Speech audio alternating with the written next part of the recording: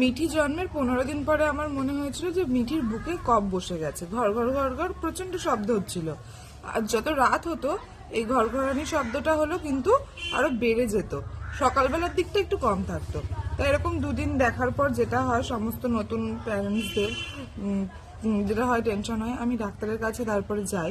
তখন ডাক্তার ভালো করে দেখে বলে যে এগুলো ঘাবড়ানোর কিন্তু কিছু নেই, এটা কিন্তু কফ বসেনি, এটা হলো বাচ্চাদের নাকে এক ধরনের আওয়াজ হয়, এটা কিন্তু কফ না। এবার আমার যেটা হয়, আমার মনে হচ্ছে যে তাহলে আওয়াজটা কেন হচ্ছে, এই সেই কফ না হলে এরকম তো আমাদের বুকে কফ বসলেই ঘর ঘর ঘর ঘর শব্দ হয়।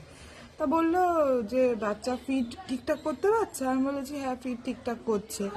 তা বললো যে যতক্ষণ না খুব কাশি হচ্ছে ততক্ষণ এইসব ব্যাপার নিয়ে টেনশন করার কিন্তু কোনো ব্যাপার নেই।